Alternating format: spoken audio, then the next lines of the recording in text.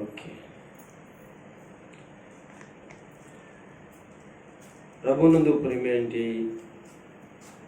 దేవుని సంగమా, దేవుని పిల్లలైన మీరు మరొకసారి యేసు ప్రభు వారి యొక్క ఘనమైన నామమును పాటల ద్వారా స్తుతించి ఘనపరిచినందుకు మరొకసారి ప్రభు మిమ్మల్ని దీవించి ఆశీర్వదించును కాక. ఈరోజు మనము దేవుని యొక్క వాక్యంలోకి వెళ్దాం. ప్రియమేటి దేవుని పిల్లలారా, ఈరోజు స్టెఫను గురించి మనము మాట్లాడుకుందాం. మీకు జ్ఞాపకం ఉండే ఉంటుంది, గతించిన వారాలలో ఈ స్టెఫను గురించి ఒక ఆదివారము, అంటే మట్టల ఆదివారానికి ముందు ఆదివారము, మట్టల ఆదివారానికి ముందు ఆదివారము అపోస్తుల కార్యములోంచి స్టెఫను యొక్క పరిచర్య లేక స్టెఫను గురించి మనము మొదటి భాగంలో చాలా సంగతులు నేర్చుకున్నాం. స్టెఫను గురించి చాలా విషయాలు మనము నేర్చుకోవటం జరిగింది. ఈరోజు కూడా స్టెఫను గురించి మరొక కొన్ని సంగతులు ఆయన గురించి మనం తెలుసుకోవడానికి ఇష్టపడదాం.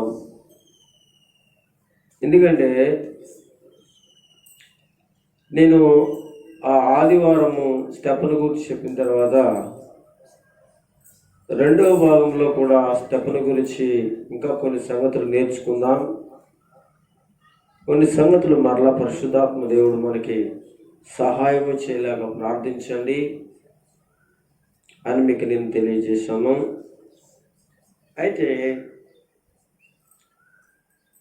ఈ యొక్క మరి స్టెఫను గురించి చాలా సంగతులు మనం నేర్చుకున్నాం. ఎప్పుడు గత 2 వారాలకు క్రితం మనము నేర్చుకోవడం జరిగింది. అయితే ఈ స్టెఫను మనకి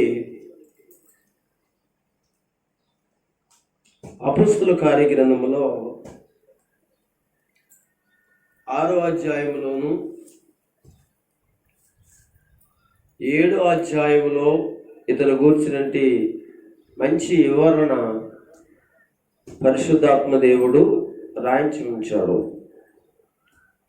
ఈ విషయాన్ని మొదటి భాగంలో స్టెఫను ఏ విధంగా పరిచర్యలో కొనసాగించబడ్డాడో, అతను ఏ విధంగా మరి పరిచర్యలో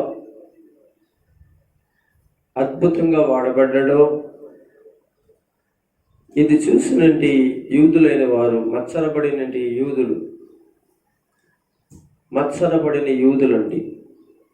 యేసుక్రీస్తు అంటే ఇష్టం లేని శాస్త్రులను పరిచర్యలు, వాడు ధర్మశాస్త్ర ఉపదేశకులే కానీ దేవుని లేఖనాల్లోనూ దైవాత్మ నిండిన వారు కారు. వాళ్ళు లేఖనాల్లో ఉన్నటువంటి సత్యాలను అసత్యాలుగా మరి మార్చేటువంటి వ్యక్తులుగా ధర్మశాస్త్ర ఉపదేశకులు. ఆ రోజులో యూదులలో శాస్త్రులు పరిచయాలు అనేటువంటి తెగవారు స్టెఫను యొక్క సువార్త పరిచర్యను చూసి వాళ్ళందరూ కూడా మత్సరపడి స్టెఫను చంపిన విషయాలు, స్టెఫను సేవలో కొనసాగించబడిన విషయాలు మొదటి భాగంలో మీకు చాలా వివరంగా చెప్పడం జరిగింది. అయితే ఈ స్టెఫను గురించి ఈ 2వ భాగంలో అతి క్లుప్తంగా కొన్ని సంగతులు నేర్చుకుందాం. ఈ స్టెఫను విశ్వాసంతో నిండుకున్నవాడును, పరిశుద్ధాత్మతో నిండుకున్నవాడును, కృపతో నిండుకున్నవాడును, బలముతో నిండుకున్నవాడును, జ్ఞానముతో నిండుకున్నవాడని మనము ఈ అపొస్తలుల కార్యములో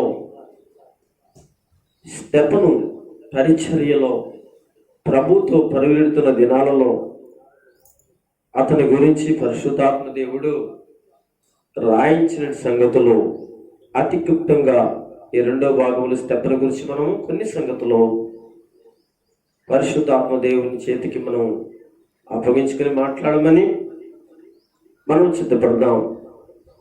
అపొస్తలుల కార్య గ్రంథంలోంచి 6వ అధ్యాయాన్ని తెరిచి అందరూ కూడా 6వ అధ్యాయము 5వ వచనం చదువుదాం. ఈ మాట జనసమూహం అంతటికి ఇష్టమైనందున వారు విశ్వాసముతోను ఇతడి విశ్వాసముతోను పరిశుద్ధాత్మతోను నిండుకుని వాడైన స్టెఫను ఆగండి, సరిపోతుంది. మన స్టెఫను గురించి చెప్పుకుంటున్నాం కనుక విశ్వాసముతో నిండుకున్న స్టెఫను అని మాట చెప్పబడింది. విశ్వాసముతో నిండుకున్న స్టెఫను. ఇది ఎవరు చెప్తున్నారో? దేవుడే స్వయంగా రాయించి ఉంచాడు కనుక ఆయనే చెప్తున్నాడు. ఎవరి గురించి? స్టెఫను గురించి. ఈ స్టెఫను అనేవాడు ఎలాంటి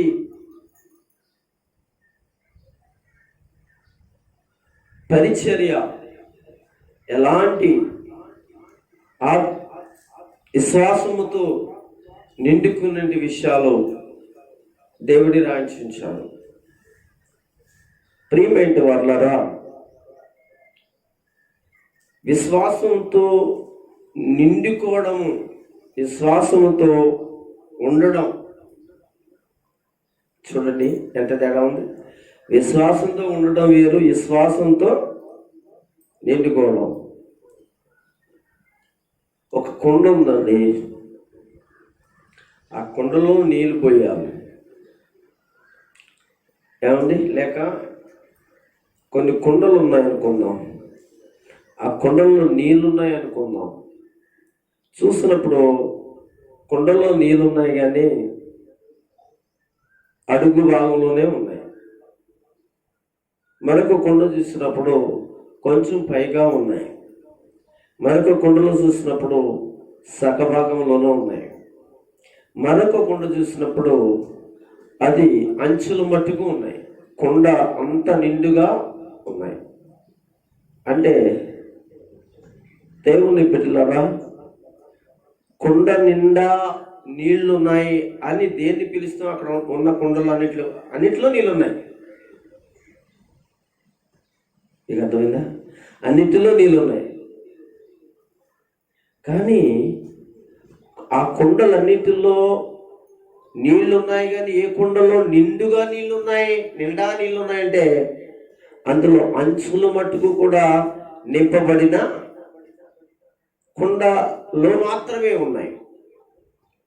అంటే దానికి అర్థం ఏంటంటే అందరూ విశ్వాసంలోనే ఉన్నారు. మనం ఇంతకు ముందు చెప్పుకున్నట్టు అడుగు భాగంలో ఉన్నటి నీళ్లు, దానికి పైగా ఉన్న నీళ్లు, సగంగా ఉన్న నీళ్లు, పూర్తిగా అంచుల వరకు ఉన్న నీళ్లు. అంటే సంఘాలలో కూడా విశ్వాసులైన వారు ఇలాంటి నింపుదల కలిగిన వారిగా ఉన్నారు. కానీ అలా కాకుండా అంచుల మట్టుకు నింపబడిన విశ్వాసులై ఉండాలి. అలాంటి విశ్వాసమే ఎవరికి ఉందంటే స్టెఫనుకు ఉంది.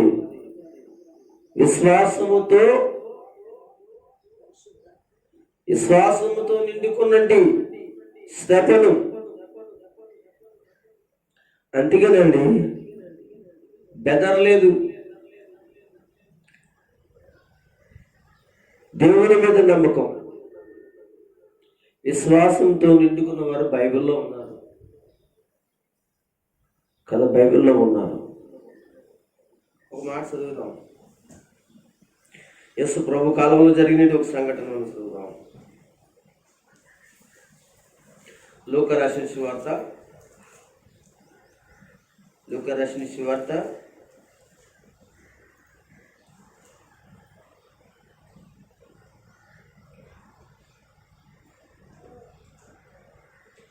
7:9 చదువుతారా?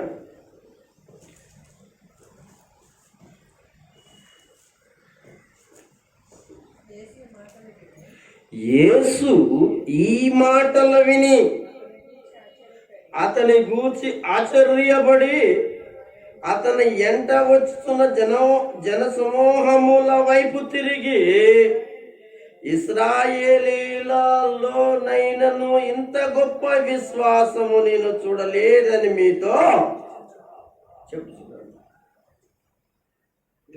ఇలా చదువుకుంటూ వెళ్తే నిండైన విశ్వాసం కలిగిన వారు బైబిల్ నిండా ఉన్నారు. ఇక్కడ శతాధిపతి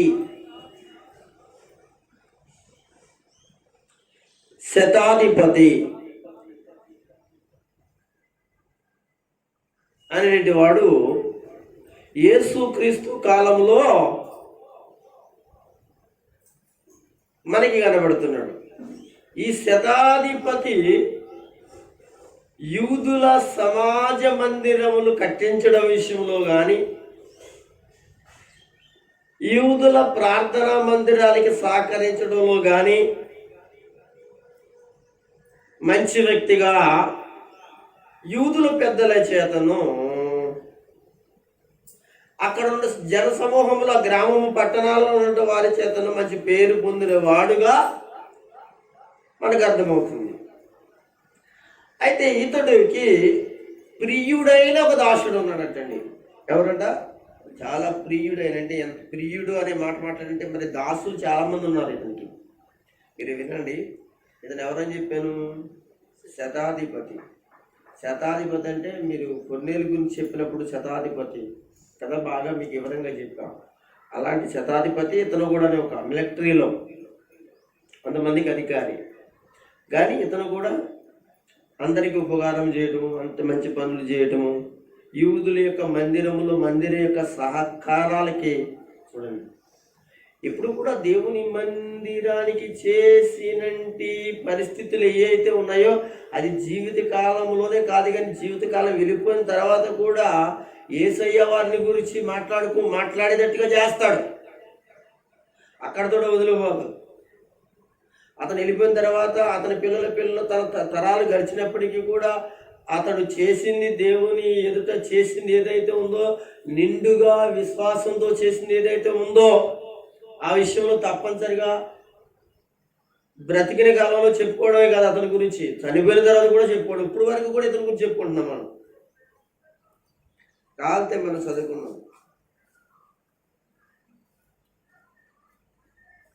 మనం చదువుదాం. ఎక్కడ నేను చదువుతున్నా వినండి. 7వ అధ్యాయం మొదటి గబుగా నేను చదువుతాను. ఆయన తన మాటలని కూడా ప్రజలకు సంపూర్తిగా వినిపించిన తర్వాత కపెర్నహూములోనికి వచ్చాను. ఒక శతాధిపతికి ప్రియుడైన దాసుడు ఒకడు రోగి సావసిద్ధమై ఉండెను. శతాధిపతి యేసుని గూర్చి ఆయన వచ్చి శతాధిపతి యేసుని గూర్చి విని ఆయన వచ్చి తన దాసుని స్వస్థపరవాలని ఆయనను వేడుకుంటకు యూదుల పెద్దలు ఆయన వద్దకు పంపెను. వారు యేసు వద్దకు వచ్చి, నీ వలన ఈ మేలు పొందుటకు అతడు యోగ్యుడు. అతడు మన జనులను ప్రేమించి మనకు సమాజ మందిరము తానే కట్టించినని ఆయనతో చెప్పి మిక్కిలి బ్రతిమాలుకుని. దేవునికి స్తోత్రం. అర్థమైందండి? యూదుల యొక్క ప్రార్థనా మందిరాలకి యూదుల యొక్క సమాజ మందిరాలు, అంటే సమాజ మందిరాలే ప్రార్థనా మందిరాలు కనుక ఈ మందిరాలలో కావాల్సిన ప్రతి ఏర్పాట్లు, అవసరతలు, లేకపోతే రకరకాల అన్ని భోజనాలు, ఇంకొకటి ఏదైనా కావచ్చండి సహకరించి అనగా యూదులు ప్రేమించి, యూదుల యొక్క సమాజ మందిరం ప్రేమించి, చూడండి ఏమి ప్రేమించాడండి? జనుల ప్రేమించి మనకు సమాజ మందిరం తానే కట్టించినని చెప్పాను. ఇంటి ధర తానే కట్టించడం, సమాజ మందిరం కట్టించడం, దాని యోగాలను చూసుకోవడం, ఇవన్నీ కూడా. అయితే ఇతడికి దాసులు చాలా మంది ఉన్నారు. ఇతనికి చాలా మంది దాసులు ఉన్నారు. అయితే ఆ దాసుల్లో చాలా ఎక్కువగా ప్రేమించిన వాడు అనుకుంటాడు. దేవుని స్తోత్రం కలుగును గాక.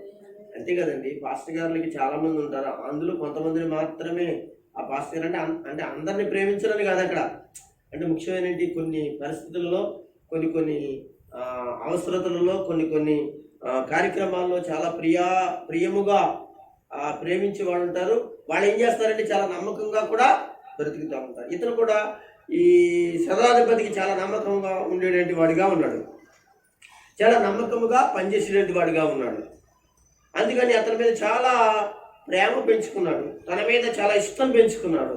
తన మీద తనకి ఏదైనా చేయాలనుకున్నాడు. అంతే కదా, తన దాసుడి కొరకు కష్టపడేవాడు, తన దాసుడి కొరకు చేసేవాడు, తన దాసుడి కొరకు రాత్రి పగులు కష్టపడేవాడు, తన యజమాని కొరకు ఏదైనా మరి చేయడానికి, అనగా ఎలాంటి విషయాలకైనా తనకి ఎలాంటి విషయాలు ఉన్నా అటు విడిచిపెట్టి చేసేటువంటి వాడిని తన యజమానుడు ఏం చేస్తాడు, ప్రేమిస్తాడు. ఆ నమ్మకమైన వాడు అనమాట. అందుకని చాలా ప్రియమైన వాడిగా కనబడుతుంటాడు, ప్రియమైన వాడిగా కనబడుతున్నాడు. కనుక ప్రియమైన దేవుని బిడ్డలారు, అక్కడ అదే చెప్పాడు 2వ వచనంలో, ప్రియుడైన దాసుడు ఒకడు ఉండేను అన్నాడు అక్కడ. అంతేకాకుండా ఇంకా కొంచెం ముందుకు వెళితే అక్కడ అతడు గురించి యేసు ప్రభుని వేడుకోవడం, స్వస్థపరచడానికి వేడుకోవడం జరిగింది. అంటే ఇతను ఎంత ప్రేమించిన వాడు వైద్యం చేయించలేదంటారా, డాక్టర్ దగ్గరికి తీసుకెళ్ళలేదంటారా, అతను హాస్పిటల్కి వెళ్ళలేదంటే వెళ్ళారు, చూశారు, కానీ అతనికి బాగుపడలేదు. అయితే యేసు బాగు చేస్తారనే విషయాన్ని తెలిసినప్పుడు వెంటనే ఆ యూదుల పెద్దలందరూ కూడా ఉంటే వాళ్ళు పిలిచి ఏం చేశారంటే, ఆ యేసు అనేవాడిని మా దాసుడు బాగుపడినట్లుగా చేయమని, నేను రావడానికి నేను యోగ్యుడి కాదు, ఆయన కూడా నా ఇంటికి వచ్చి నా ఇంట్లో ఈ కార్యాన్ని చేయడానికి, లేకపోతే అనగా నా ఇంటికి వచ్చిన నా ఇంట్లో రప్పించుకోవడానికి నేను కూడా అంత పెద్ద గొప్పవాడేం కాదు, నేను కూడా పెద్ద విశేషమైన మనిషినేం కాదు, ఒకవేళ ఆయన దగ్గరికి వెళ్ళడానికి కూడా నేను పెద్ద గొప్పవాడేం కాదు, కానీ దయచేసి అని మాట మాత్రం చెప్తే చాలు అన్నట్లుగా చూస్తే, అప్పుడు ఆ ప్రజలందరూ వచ్చినప్పుడు జనులందరూ వచ్చినప్పుడు అది చూసి ఏమన్నట్టుందో వచనంలో, యేసు ఈ మాటలు విని, ఆయన గురించి చాలా గొప్పగా చెప్పారండి. చాలా ఉన్నాయి, ఇక్కడ చెప్పడానికి అవకాశం లేదు, మనం ముందుకు వెళ్ళిపోదాం. కనుక చాలా సంగతులు చెప్పారు. ఎవరి గురించి? శతాధిపతుల గురించి. ఈ రోజున మన గురించి కూడా చెప్పాలి. చర్చికి వెళ్ళిపోతుంటా, వస్తూ వెళ్ళిపోతుంటా, మన గురించి చెప్పాలి అనమాట. అండ్ చర్చిని బాగా ప్రేమిస్తారండి, చర్చిలో విశ్వాసులు ప్రేమిస్తారండి, చర్చి విషయంలో చాలా జాగ్రత్తగా ఉంటారండి. ఆలోచించండి, చర్చి విషయాల్లో చాలా నమ్మకంగా ఉంటాడండి. చర్చి విషయాల్లో అతనికి ఏం చెప్పక్కర్లేదండి అనమాట.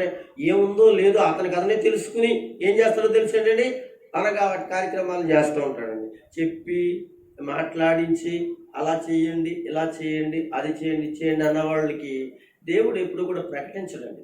చెప్తున్నాను కదా, చూడండి అతని గురించి ఎవరు చెప్తున్నారంటే, ఎవరు చెప్పక్కర్లేదండి.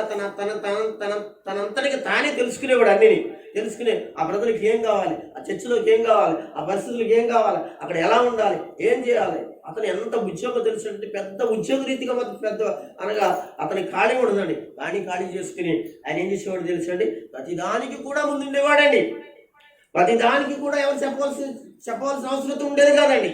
ఇలాంటి ఎన్నో గొప్ప విషయాలు ఇక్కడ మనకి ఆయన గురించి చాలా విషయాలు చెప్తుంటాం. కాకుండా మీ దగ్గరికి రావాలి ఆయన, కానీ నేను రావడానికి మాత్రం అంత యోగ్యుని కాదు, ఆయన మహానుభావుడు. సరే కదా, ఆయన్నే రమ్మందామని అంటే నేను కానీ, నా ఇల్లు కానీ, నా ఇంటి వారు కానీ అంత గొప్పవాడు ఏం కాదు. కనుక ఆయన అక్కడున్న స్థలంలో ఉండే నా దాసుని బాగు చేసినట్లుగా మాట మాత్రం సెలవిస్తే చాలు. ప్రభువే ఆ మాట ద్వారా ఆ ప్రభు మాట ద్వారా నా దాసుడు బాగుపడతాడని చెప్తాను. చాలా విషయాలు చెప్తుంటే ఈ విషయాలకి యేసు ప్రభులు వారు చాలా ఆశ్చర్యపడ్డారు. అంటే దానికి అర్థం ఏంటంటే, అతనికి నిండైన విశ్వాసం. యేసు ఈ మాటలు విని అతని గురించి ఆశ్చర్యపడి తన వెంట వచ్చుతున్న జన సమూహం వైపు తిరిగి, ఇశ్రాయేలీలోనైనాను, అంటే ఏమంటాడంటే విశ్వాసంలోనైనా కానీ ఇలాంటి వాడు ఎవరు లేరు, ఇది గొప్పవాళ్ళు. అయితే ఎవరాడు? అంజుడై ఉంటాడండి. అందుకే చెప్తున్నాడు, అంజుడు, పక్కా అంజుడండి. చూడండి, ఈరోజు నా పక్కా అంజుడైన వాడు దేవుని మందిరం గురించి అంత ఆలోచన, దేవుని ప్రార్థన గురించి ఆలోచన, దేవుని కార్యక్రమాల గురించి ఆలోచన, ఇది దేవుడు చూస్తాడు. ఈ రోజున ఇశ్రాయేలులో దేవుని పిల్లల్లో ఇలాంటి ఆలోచన లేదన్నట్లుగా మాట్లాడుతుంది. నిజంగా గొప్ప విషయమే, ఆయన మాట్లాడుతుంది గొప్ప విషయమే. అంటే ఇశ్రాయేలులోనైనా ఇంత గొప్ప వాళ్ళు ఎవరు లేరు, దేవుని ప్రార్థించేవాడు, చేసి నాకు ఇందుకు అన్నట్లుగానే ఆ? వాళ్ళ అవసరతల నిమిత్తమే. అవును, దేవుని పిల్లరా, అడిగి అన్నాడు ఏమని, నా తండ్రి ఇంటిని గురించి నాకు ఆసక్తి భక్షించుతున్నది అన్నాడు. ఎవరి ఇల్లు? నా తండ్రి ఇల్లు. ఈ తండ్రి ఇల్లు కొరకు నీకు ఏం కావాలి? ఆసక్తి భక్షించాలి. ఆశ కాదండి, ఆశ భక్షించాలి. తినటం అన్నమాట. అవును, ఒక కొరుకుడు గుండె మన శరీరాన్ని తినేస్తున్నట్లుగా ఏం చేయాలని తెలుసండి, తన తండ్రి ఇంటిని గురించి, దేవుని పరిచర్య నిమిత్తం, తండ్రి ఇంటి నిమిత్తం ఆసక్తి అంటే భక్షించుతున్నది అంటున్నాడండి. అది ఎంత భక్షించడం అనే మాట ఏంటి తెలుసండి, అక్కడ నిద్ర పట్టలేదన్నమాట అండి. నిద్ర పట్టకూడదండి. నాకు ఇంతకని తిరిగేటంటి పరిస్థితులు ఏమండి నాడు క్రైస్తవ లోకానికి ఎక్కువగా కనబడుతుంది. ఇక్కడ మనం కనబడుతూ ఉన్నటువంటి విషయాన్ని గమనిస్తూ ఉన్నాం. ఇంత గొప్ప విశ్వాసము ఏమండి నేను చూడలేదని మీతో చెప్పుచున్నాను. మరి ఏమండి చూడలేదు, అప్పుడు కదా చేస్తాడు కార్యం. అప్పుడు జరిగింది ఇంట్లో కార్యం. అసలు ఎవరికి లేని విశ్వాసం, ఎవరికి లేని త్యాగం, ఎవరికి లేని మంచితనం, ఎవరికి లేని యొక్క పనితనం, ఎవరికి లేని యొక్క పరిచర్య, ఎవరికి లేని గొప్ప ఏంటండి దేవుని పట్ల తనకున్నండి ఆ ఇంటిని గురించిన దేవుని విషయాల గురించి ఆసక్తి కలిగి ఉన్నాడు కనుక దేవుడు అతను విడిచిపెట్టలేదు కదా, తనకు చేయలేదు కానీ తన వెనకాల నుండి తన దాసుడికి చేశాడు. దేవునికి స్తోత్రం. ఇది ఏ విశ్వాసం అంటే అనండి నిండుకున్న విశ్వాసం, నిండైన విశ్వాసం. స్టెఫెను కూడా విశ్వాసంతో నిండుకున్న వాడై, అసలు అతని విశ్వాసం చాలా గొప్పదండి. పరిచారకుడుగా ఉన్నాడండి. మొదటిగా పాస్టర్గా సేవకుడిగా లేడు, విశ్వాసంతో నిండుకున్న వాడై ఉన్నాడండి. ఇది నాది, పక్కవాళ్ళు కాదు అన్నట్టుగా ఉన్నాడు. ఈ రోజున పక్కవాడు రాకపోతే నాది అని చేసేటువంటి మనసు ఎవరికి లేదు. కానీ ఆడు ఇంటికి రాలేదు, ఆడు అక్కడ తిరుగుతున్నాడు, ఇక్కడ తిరుగుతున్నాడు అనేటువంటి ఆలోచనలే అన్నాడు. వచ్చి ఆడ రాకపోతే నేను ఎందుకు వెళ్తాను, వీళ్ళు రాకపోతే నేను ఎందుకు ఉండాలి అక్కడ. ఇదేనండి దేవుడు వీళ్ళక చేస్తాడో వీళ్ళక చెయ్యాలా దేవుడు. ఎక్కడన్నా ఉందండి చేయమని, నేను ఎక్కడ న్యాయం ఉందా అక్కడ? చేయలేదని నువ్వు ప్రశ్నించగలవా? నీకు దమ్ముందా? ఆయన అంటాకు దమ్ముంది కానీ నువ్వు ఆయన వాక్య ప్రకారం ఏం చేయాలో చేయడానికి మాత్రం నీకు లేదు. ఆలోచించండి. ఈ రోజున ప్రతి క్రైస్తవ లోకంలో ఉన్న ప్రతి ఒక్కరు కూడా అదే పరిస్థితిలో ఉన్నారు. అది ఎక్కడ చూసినా ఇటువంటి పరిస్థితి. విశ్వాసంతో లేదు. అవిశ్వాసాలు నా డబ్బే నాకు సహాయం చేస్తుందని, నా బలమే నాకు సహాయం చేస్తుందని, నా కులమే నాకు సహాయం చేస్తుందని, నా వెనకాల నలుగురు ఉన్నారు వాళ్ళే సహాయం చేస్తారని, నా ఇంటి వారే నాకు సహాయం చేస్తారని, నాకు ఒకవేళ నలుగురితో తిరుగుతున్నారు కనుక వాళ్ళే నాకు సహాయం అని అనుకుంటున్నారు. అంతే తప్ప ఈ రోజున విశ్వాసంతో నిండుకున్న దేవుని భక్తి లేదు. విశ్వాసంతో నిండుకున్న పరిస్థితులు, దేవుని మీద ఆదుకున్న పరిస్థితులు లేవు. ఎవరి మీద ఇప్పుడు నేను చెప్పిన వాటిలన్నింటి మీద ఆనుకుని బ్రతుకుతూ ఉన్నాడు. స్టెఫెను అంటున్నాడు, స్టెఫెను గురించి దేవుడు అంటున్నాడు కదా ఏంటంటే విశ్వాసంతో నిండుకున్నవాడు. ప్రియులారా, అలాంటి విశ్వాసం ఉండాలి. అలాంటి మరి అపోస్తులతో తిరిగినవాడు, అపోస్తులతో కార్యాలను చేసినవాడు, అనగా మహా పెద్దల ఎదుట ఏం చేశాడో తెలుసండి, దేవుని ధర్మశాస్త్రాన్ని ఉన్నట్లుగా చెప్పడానికి భయపడకుండా సంపూర్ణమైనది విశ్వాసంతో నిండుకున్నవాడండి. విశ్వాసంతో నిండుకున్న మరణమైన పర్వాలేదు కానీ నా యేసును గూర్చి నేను బ్రతికే విషయంలో, నా యేసును గూర్చి సాక్ష్యం ఇచ్చే విషయంలో, నా యేసును గూర్చి అనగా ప్రార్థించే విషయంలో, నా యేసును గూర్చి నేను అనగా ప్రతి చోట నేను నిలబడి దేవుని సాక్షిగా ఉండి ఎవరికైనా నేను దేవుని విషయంలో నిండేంటి విశ్వాసంతో కనబడతాను అన్నంత వాడిగా ఈ స్టెఫెను మనకి కనబడతాడు. పిల్లరా, రెండవ మాట ఏంటి అంటే 6వ అధ్యాయంలో ఏమండి 5వ వచనం చదువు, మరొకసారి చదువుకుందాం. ఈ మాట జన సమూహం అంతటికి ఇష్టమైనందున వారు పరిశుద్ధాత్మతో విశ్వాసముతోను పరిశుద్ధాత్మతో నిండిన వాడైన స్టెఫను, ఫిలిప్పు, ఇంకా వగేరా ఇంకా కొంతమంది ఉన్నారు ఇక్కడ. ఏమండి, రెండవ మాట ఏంటంటే స్టెఫను పరిశుద్ధాత్మ చేత నిండుకున్నవాడు. దేని చేత నిండుకున్నవాడండి? దేవుని పిల్లలారా, పరిశుద్ధాత్మ చేత నిండుకున్నవాడు, దురాత్మ చేత నిండుకున్నవాడు కాదండి. దురాత్మ చేత నడిపించబడుతున్నవాడు కాదండి, పరిశుద్ధాత్మ చేత నింపబడినవాడు. అందుకే అతడు చాలా ధైర్యవంతుడిగా మనకు కనబడుతున్నాడు. అతడు ధర్మశాస్త్రమును చెప్పి అనేక ప్రజలను ప్రభు అయిన యేసు క్రీస్తు ఎదుట నడిపించడానికి అనగా ధైర్యం కలిగిన వాడిగా ఉన్నాడు. గల కారణము పరిశుద్ధాత్మతో నిండిన వాడై. ఈరోజు నా సంఘము పరిశుద్ధాత్మతో నిండాలండి, పరిశుద్ధాత్మతో నిండాలండి. పరిశుద్ధాత్మ నిండిన వాడు అపవిత్రమైన మాటలు మాట్లాడరు. అపవిత్రమైన మాటలు ఎవరైనా మాట్లాడుతుంటే వాళ్ళకి దూరంగా ఉంటారు. అపవిత్రమైన పరిస్థితుల్లోనికి వెళ్ళరు.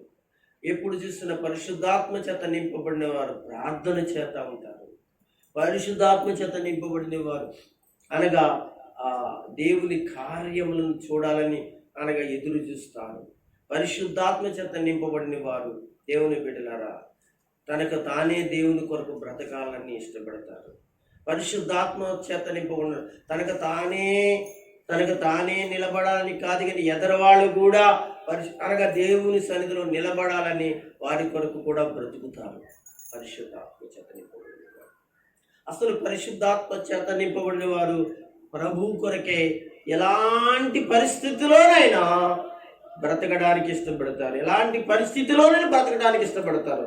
నువ్వు కష్టంలో ఉన్నా, నష్టంలో ఉన్నా, వ్యాధిలో ఉన్నా, బాధలో ఉన్నా, బలహీనతలో ఉన్నా, అసలు సమయం లేకపోయినా అన్నిటినీ కూడా పక్కన ఉంచి ఏం చేస్తారో తెలుసండి, పరిశుద్ధాత్మ చేత నింపబడిన వారు ప్రభు సన్నిధిలో సాగిపోతూ ఉంటారు, నడిచిపోతూ ఉంటారు. ఏమిటి వాళ్ళ గనుక పరిశుద్ధాత్మ చేత నింపబడినటువంటి స్టెప్. అవును,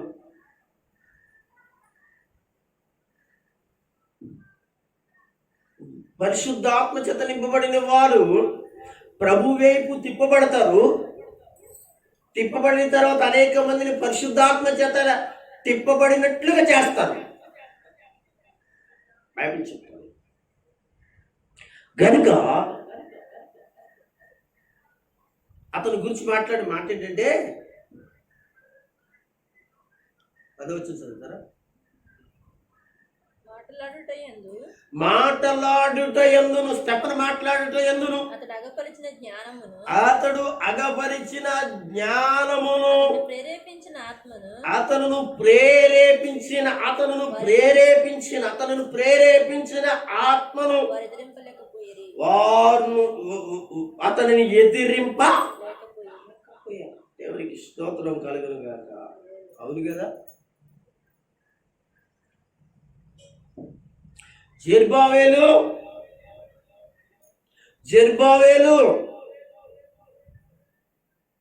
నువ్వు చేయనిది ఏదైనా ఉంటే ఆత్మచేత దేవుడు జరిగిస్తాడు అంటున్నాడు. చదువుతాం జకరియా గ్రంథం.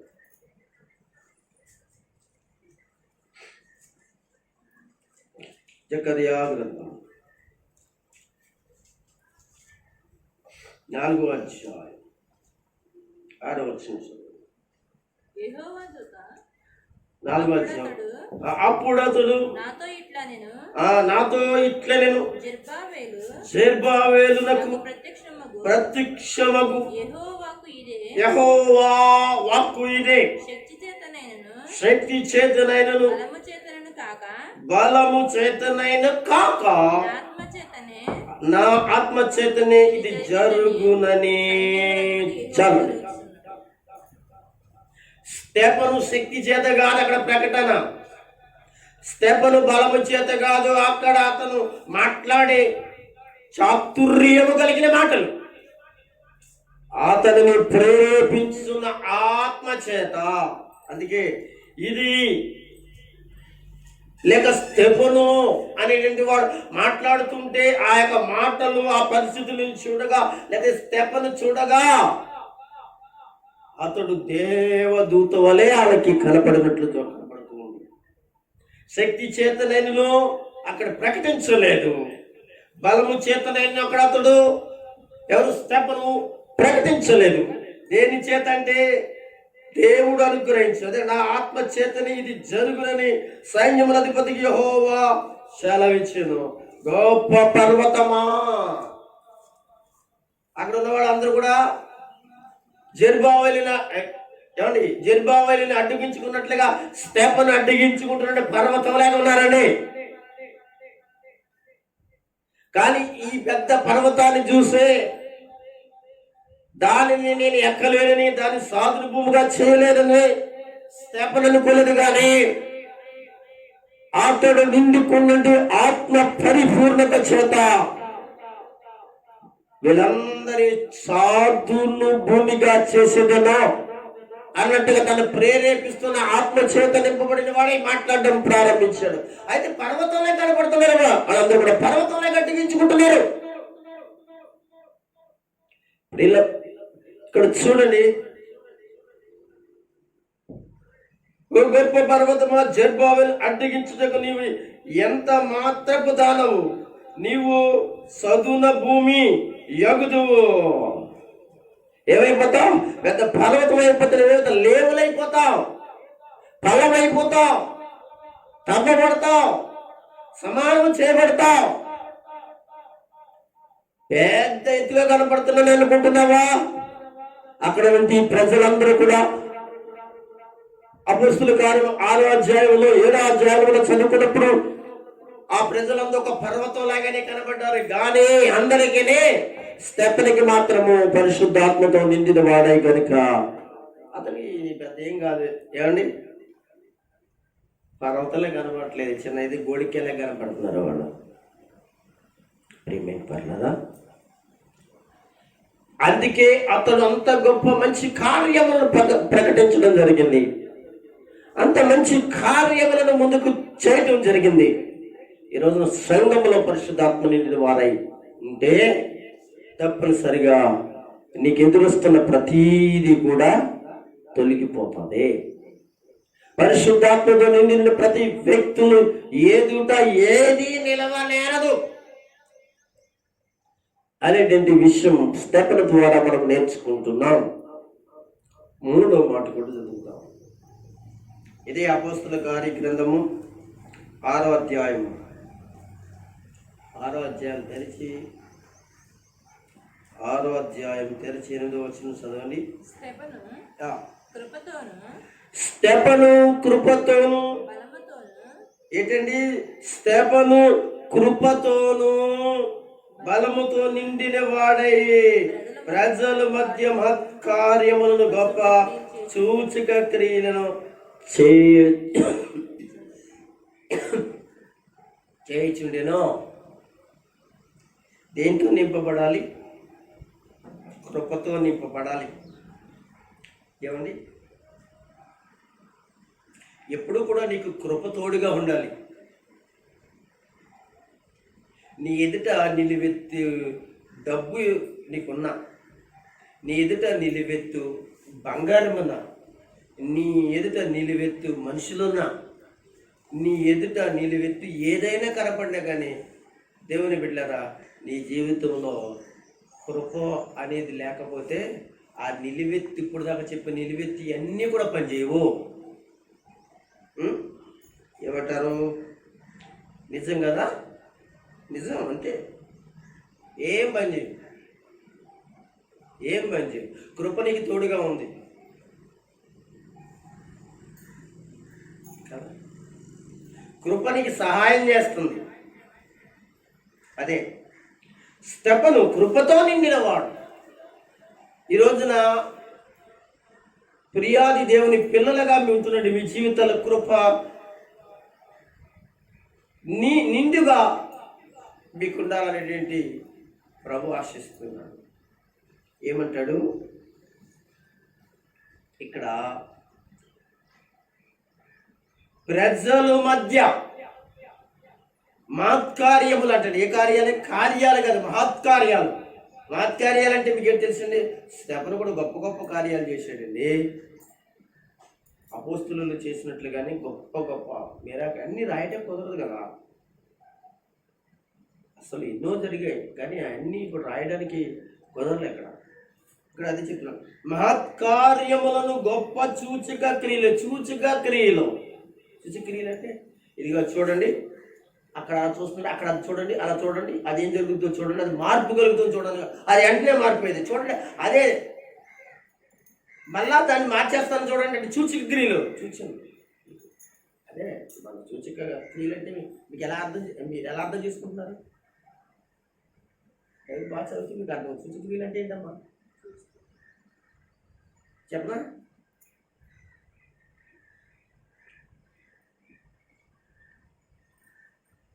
న్యాయపతి గ్రంథంలో ఉంటుంది, గిజ్జోను ఈ బొచ్చుని ఏమన్నాడు? మంచం చుట్టూ గురవాలి కానీ బొచ్చు మీద గురవాలిగా, గొర్రె బొచ్చు మీద గురవకూడదు అన్నాడు. అదే సూచక్రియలు. సూచన ఏమైంది?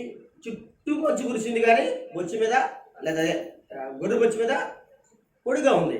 అదే సూచక్రియ. మరి బొచ్చు ఆ యొక్క గొర్రె బొచ్చు మీద ఏమో అనగా నిండుగా మంచు కూడా గురవాలి కానీ దాని చుట్టూ మంచు గుర్తు కుదరదు అన్నాడు అని అడిగాడు. చూపించుకున్నాడు, సూచక్రియ చూపించుకోండి. ఏం జరిగింది అక్కడ? అదే జరిగింది కదా.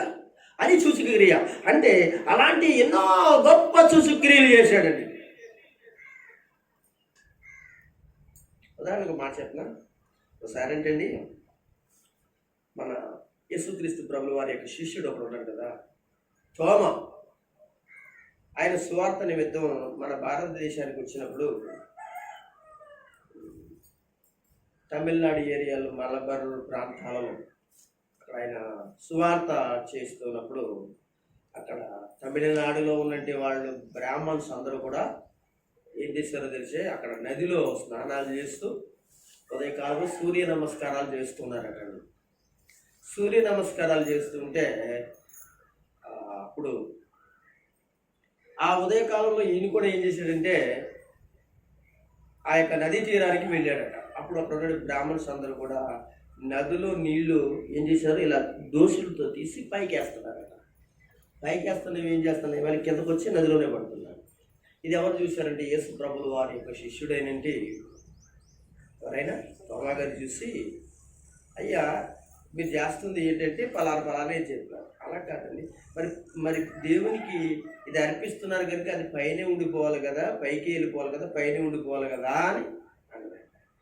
అని చెప్పేసి అప్పుడు గురించి ఎలాగా మాట్లాడినప్పుడు దాని గురించి కొంచెం తర్కవాదం అయితే నేను కూడా చేస్తాను, యేసు పేరట చేస్తానని చెప్పేసి ఆ నదిలో నీళ్ళలో ఉంచి తీసాడటండి.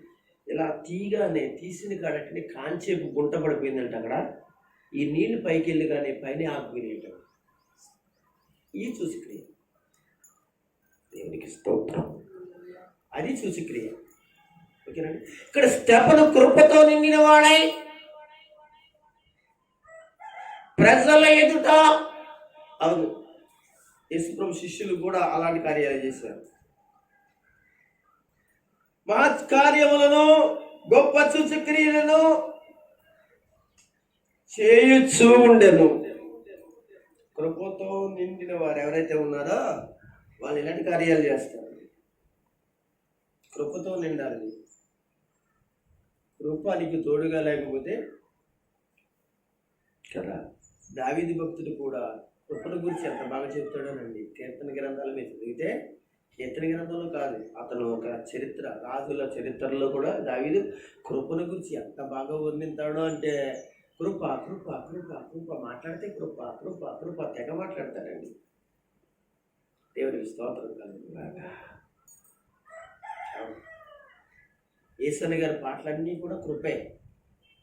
కృపతో నిండుకునే పాటలండి. కనుక కృపతో నిండుకున్న వారితో యేసు ప్రభులు వారు ఉంటాడు. కృపతో నిండుకున్న వారితో యేసు ప్రభు కార్యాలు జరుగుతాయి.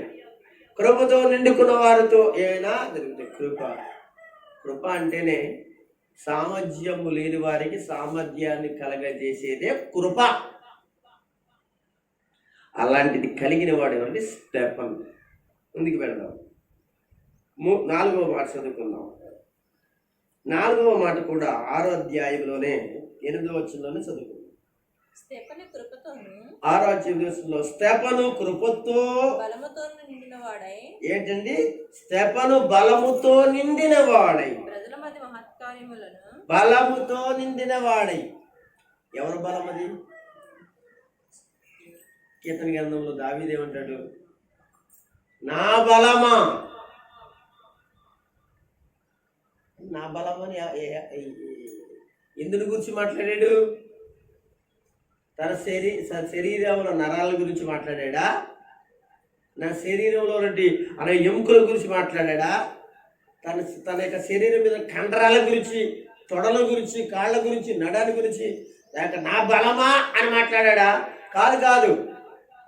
అతను మాట్లాడింది ఎవరి గురించి అంటే తన దేవుడైన ప్రభువుని, తన దేవుడైన యెహోవాని. నా బలమా. 19వ కీర్తనలో చెప్తారు. 18వ కీర్తనలో అవును, యెహోవా నా బలమా, నేను నిన్ను ప్రేమించుతున్నాను. క్రైస్తవులా, దావీదు ప్రేమించడానికి, దేవుని ప్రేమించడం గల కారణం ఏంటో తెలుసా? నీవే నా బలం. సింహం బలము కంటే ఆయన బలమైనది. ఎలుగు బట్టి బలము కంటే యేసయ్య బలము బలమైనదని తెలిసి, గొలియాతు బలము కంటే యేసయ్య బలము గొప్పదని. అందుకని నా బలమా, నా బలమా. అవును, అపొస్తలుల కార్యంలో స్తెఫను చేసిన కార్యాలు చాలా ఉంటాయంటండి. అబ్బా, మహాబలమైన కార్యాలండి. దానియేలు అనుకుంటున్నానని చూద్దాం. దానియేలు గ్రంథం సత్యం మాట అందులో చెప్తాను. దేవుని నమ్మిన వారు ఎలాంటి కార్యాలు చేస్తారో మాట్లాడతారు. బలమైన కార్యాలు చేస్తారు అని ఎప్పుడు అంటారు. చూద్దాం.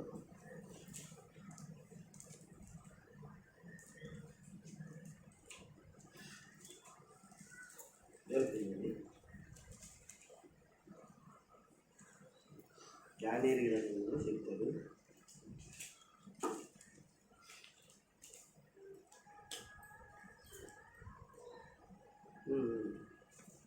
పదకొండవ అధ్యాయం తెరిచి 32వ వచనం చదవగలరా?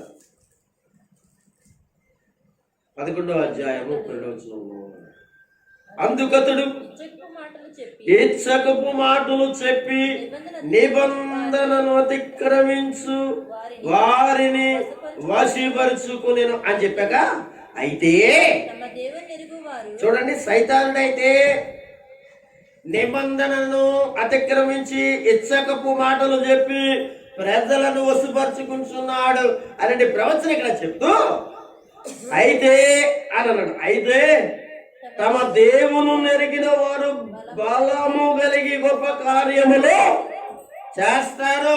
ఇదే చేశాడు. ఎవరినైనా ఏ బలము? స్టెఫను కార్యములలో, నడిపింపులో, ప్రార్థనలో, సువార్తలో, పరిచర్యలో, దేవుని కార్యములు తూచా తప్పకుండా జరిగిన ప్రతి దానిలో కూడా తమ దేవునిని కలిగి బలమైన కార్యములను ప్రకటించడు. అయితే తమ దేవుని నెరిగిన వారు బలమైన కార్యం. నువ్వు దేవుని ఎరిగావంటే దేవుని కార్యాలు చెయ్యాలి. అసలు దేవుని ఎరిగామంటే ఆడవాళ్ళైనా మగవాళ్ళైనా దేవుని కార్యాలు కడుమూసుకుని పోరండి. వాడు కడుమూసుకుని వెళ్ళిపోయి వస్తున్నారంటే వాళ్ళు దేవుని ఎరిగినాడు కాదండి. దేవుడు ఇలా మాట్లాడుతున్నప్పుడు కూడా ఎవరికి వాళ్ళు కడుమూసుకుని వెళ్ళిపోతున్నారండి. ఈరోజు క్రైస్తవ సంఘాలన్నీ కూడా ఇలానే ఉన్నాయి. క్రైస్తవ ప్రజలందరూ కూడా కడుమూసుకు వెళ్ళిపోతున్నారు. నాకెందుకని వీళ్ళు దేవుని ఎరిగినోళ్ళ. మళ్ళీ గొప్పగా చెప్పుకుంటాం, మేము దేవుని ఎరిగామని చెప్పేసి హాలేలుగా చెప్పుకోవడం, సాక్ష్యాలు చెప్పుకోవడం అది లేదు. దేవుని ఎరిగినట్లయితే నువ్వు బలమైన కార్యాలు చేయడానికి దేవుని ఎదుట నిలబడతావు. దేవుని ఎదుట స్టెప్పనవలే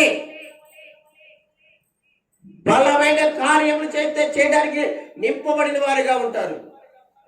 స్టెఫన్ అలాంటి మాట అనమాట. ఈ అపొస్తలుల కార్యగ్రంథంలో అతని గురించి అంత మంచి విషయాలు రాంచి ఇంటికి ఉంచాడంటే అతడు అలాగున దేవుని కొరకు ఏం చేయబడ్డాడు? బలముతో నిండిన వాడై ప్రజల మధ్యన బలమైన కార్యాలు అవి కూడా దేవుని కార్యాలు, బలమైన కార్యాలు. దానియేలు గ్రంథంలో చెప్పినట్లుగా 11:32 చెప్పినట్లుగా తమ దేవుని ఎరిగిన వాళ్ళండి.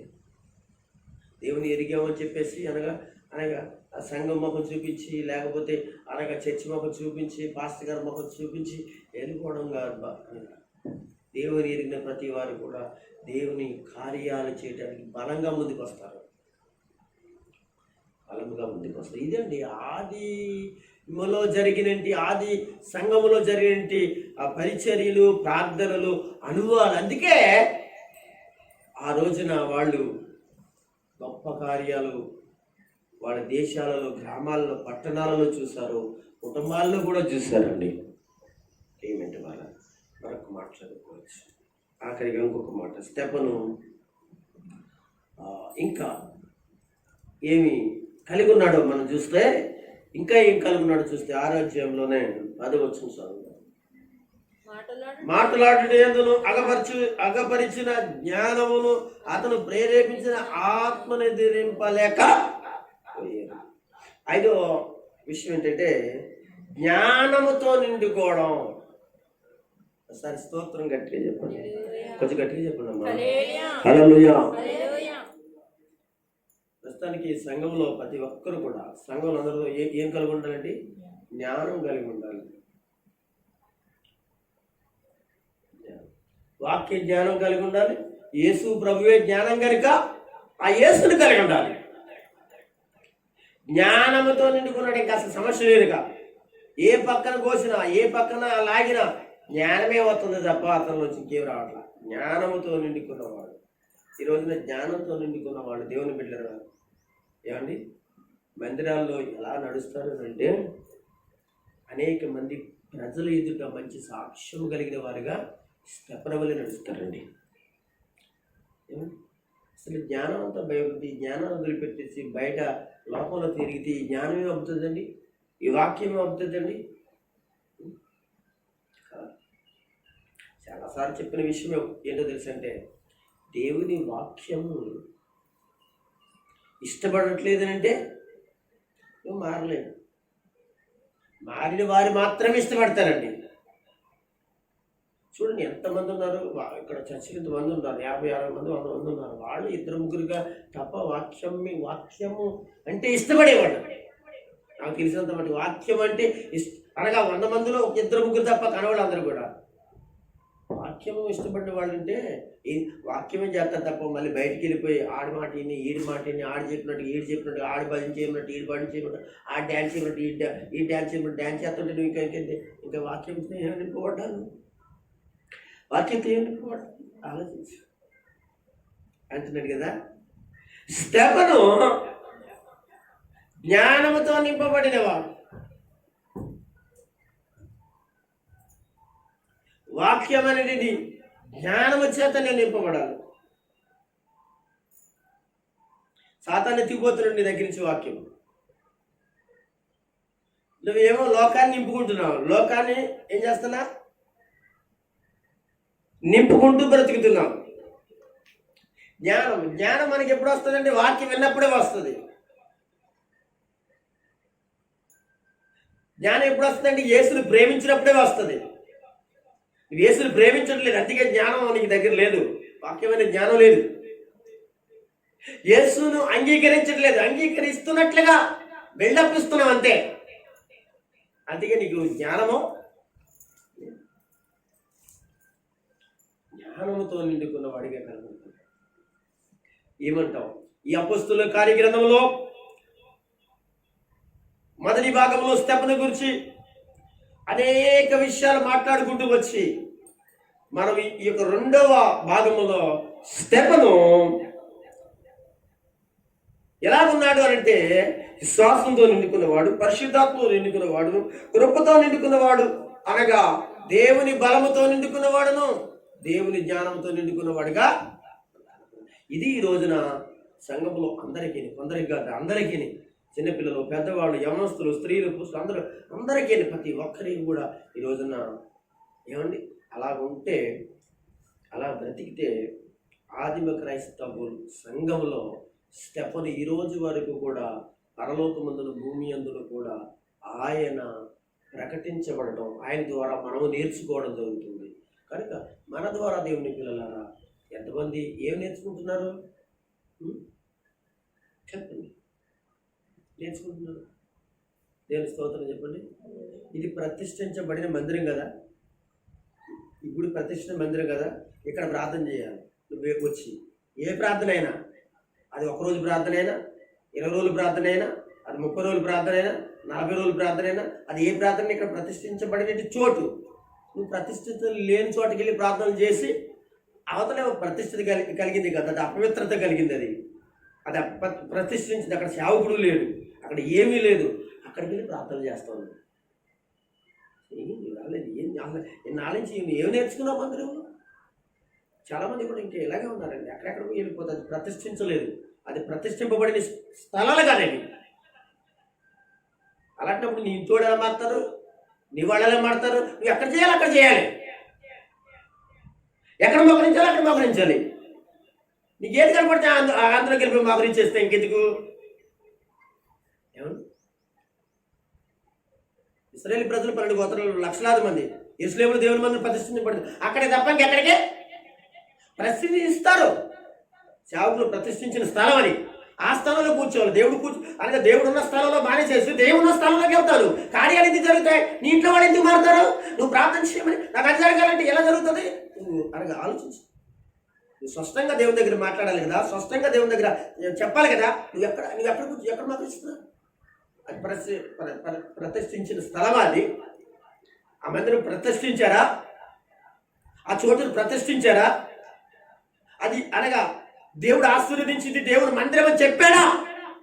భయం లేదా నీకు? ఏంటి నువ్వు చేస్తున్న పని? ఇలాగ ఎన్నిసార్లు దేవునితో మాట్లాడలేదు అంటే ఏమనుకుంటున్నావు? నా ఇష్టం అనుకుంటున్నావా? నీ ఇష్టం అనుకున్నప్పుడు నీ ఇష్టం ప్రార్థన చేస్తే నీ కార్యాలు చేస్తాడా? ఆయన చేతకానుడా? నువ్వే గొప్పదానివా? నువ్వే గొప్పవాడువా? ఇలా చెప్తే నచ్చదండి, వదిలేస్తే నచ్చుతుంది. రేపు పొద్దున్న లెక్క చెప్పాలి, నువ్వు ఎక్కడ ప్రార్థన చేస్తున్నావు, నువ్వేం చేస్తున్నావు. నీకు అప్పగించాడు, ఒక మందిరం ఇచ్చాడు, ఒక స్థలం ఇచ్చాడు, ఒక చోటు ఇచ్చాడు, ఒక ఇల్లు ఇచ్చాడు కదా. నీ ఇంట్లో నువ్వే ఉండాలిగా, నీ ఇంట్లో నువ్వే ప్రార్థన చేయాలి కదా, నీ ఇంట్లో నువ్వే చేయాలి కదా. నీ ఇంట్లో అందరూ ప్రార్థన చేయకపోతే నువ్వు ఒకదానివైనా నువ్వు యేసుప్రభువుని ప్రార్థన చేస్తున్నావు కదా. అలాగే అనగా చర్చిలో అనగా అందరూ చేయకపోతే నువ్వు ఒకదానికి వచ్చానో చేయాలి కదా. నీకు ఒక ఇల్లు ఉంది కదా. నా ఇంట్లో ఎవరు చేయట్లేదని ఒకదాన్ని చేసుకుంటున్నా అని నువ్వే అంటున్నావు కదా. నా భర్త నేను చేసుకుంటున్నాను అంటున్నావు కదా, లేకపోతే నా పిల్లలు నేను చేసుకుంటున్నాను ఇలాగ అంటున్నావు కదా. మరి నీ ఇంట్లో ఎవరు చేసుకుంటే నీకు ఎందుకు? అంటే నీ మందిరంలో ఎవరు చేసుకుంటే నీకు, ఎవరు చేయకపోతే నీకు నువ్వు చేసుకోవాలి కదా. వచ్చి నీకు ఒక మందిరం ఇచ్చాడు కదా దేవుడు. దేవునికి స్తోత్రం కలుగుతుందిగా. గొప్ప కోసం వాళ్ళు ఎవరో గొప్ప చెప్పారని చెప్తున్నావా? దయచేసి దేవుడు చెప్పింది చేయంతే, మనుషులు చెప్పింది చేయకు. నేను ఎందుకు చెప్తున్నానంటే జ్ఞానంతో నిండుకుని ఈ రోజున అజ్ఞానం చేత ఎవరో ఏది చేస్తున్నారని, అజ్ఞానం చేత ఎవరో ఎక్కడికి వెళ్తున్నారని, అజ్ఞానం చేత ఎవరో ఏది చెప్పారని చేస్తున్నారని, జ్ఞానం చేత కదే. ఎంత భయంకర విషయం అండి. సరే ఆలోచించండి. ఇంకా నీకు తెలియట్లేదా? ఇంత చక్కగా బోధిస్తుంటే, ఇంత అందంగా బోధిస్తుంటే, దేవుని మార్గం ఏంటో అంత స్పష్టంగా తెలియజేస్తుంటే మీ అంతటా మీరే తప్పుడు మార్గం వేసుకుంటున్నారు ఏంటండి? తప్పుడు మార్గంలోకి వెళ్ళిపోతున్నారు ఏంటండి కదా. అక్కడ ప్రతిష్ఠించు. దేవునికి స్తోత్రం కలుగును గాక. హల్లెలూయా.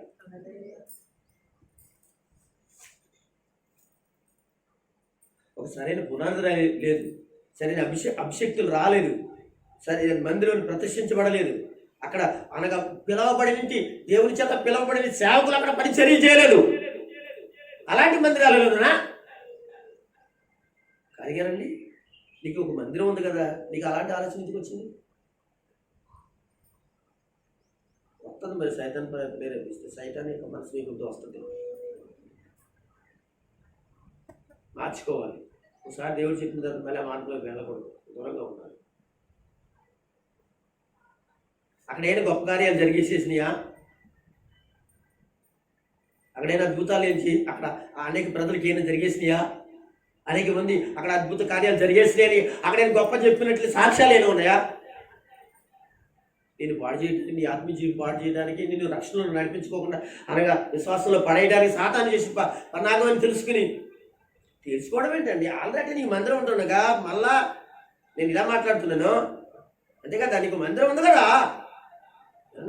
మన ఇల్లు ఉన్న తర్వాత పక్కోడి ఇంటి ఎలా పడుకుంటావు? ఇల్లా ఎవరిని చూస్తే నీకు గుర్తు లేదు, నీ ఇల్లుకి ఉందని అంటాను లేదా? మళ్ళీ మరి ఇంకేంటండి ఆ జ్ఞానం తెలిసినప్పుడు ఇదేంటండి? నీకు మందిరం ఉంటుండగా మళ్ళీ పక్కకి వెళ్ళిపోయి అక్కడికి వెళ్ళి ప్రార్థన చేయటం అనేది అంటారా లేదా?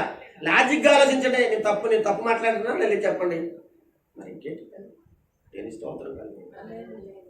నీకు బాగా ప్రార్థన చేసుకోవాలని ఉందా? నీ మందిరంలో బాగా ఉపవాసం ఉండాలని ఉందా? ఈ మందిరంలో కష్టపడి ప్రార్థన చేయొచ్చు. రోజు చేయాలనుకున్నా వచ్చేయి, వారం రోజులు చేయాలనుకున్నా వచ్చేయి, లేకపోతే 20 రోజులు చేయాలనుకున్నా చేయి, 100 రోజులు చేయగల 100 రోజులు వచ్చేయి. నీవు ఏ టైంలో ఒకసారి టైంలో చేసుకో. నీకు అడ్డేంటి? నీకు మందిరం నీ ఇంట్లో నీకు అడ్డలేదు కదా. మన ఇంట్లో మనకు అడ్డే ఎవడొస్తారంటే చేసుకోవద్దని వాడు ఎవడని ఉంటాడా? అది నీ మందిరం. కానీ దేవుడికి ఈ రోజున చాలామంది సంఘాలలో చాలామంది సేవకులు ఈ విషయాలు చెప్తున్నారండి. మందిరాల్లో ఆ ఉపవాస ప్రార్థనలు లేకపోతే ఇంకో ప్రార్థనలు ఉంటుండగా ఎప్పుడు చేయలేదు. జ్ఞానంతో నిండుకున్న వారిగా ఉండాలండి సంఘం. ఎక్కడ ఏది చేయాలో, ఎక్కడ ఏది చేయకూడదో, ఎక్కడికి వెళ్ళాలో, ఎక్కడికి వెళ్ళకూడదో, ఎలా బ్రతకాలో, ఎలా బ్రతకూడదో అనేది జ్ఞానంతో నిండుకున్న సంఘంగా ఈ రోజున బ్రతకాలని మనం. అప్పుడే నువ్వు ఎలా ఉంటుందో తెలుసా? స్టెఫను వలె దేవుని ఎదుట ఆశీర్వాదకరంగా కనపడతాం. స్టెఫను వలె జ్ఞానము కలిగిన వాడిగా, జ్ఞానవంతురాలుగా. కనుక దేవుని పిల్లల ఈ అపొస్తలుల కార్యగ్రంథంలో ఈ స్టెఫను మనకి ఇంత అద్భుత రీతిగా ఆయన కనపడతారు, ఆయన పరిచర్యలు కనపడతాయి. కనుక దయచేసి అలాగ మనం ఉండడానికి, అలా ప్రార్థన చేయడానికి సిద్ధపడదాం. దేవుడి మాటలు మన అందరి ఇంట్లో ప్రభుత్వించుగాక. ఆమేన్, ఆమేన్.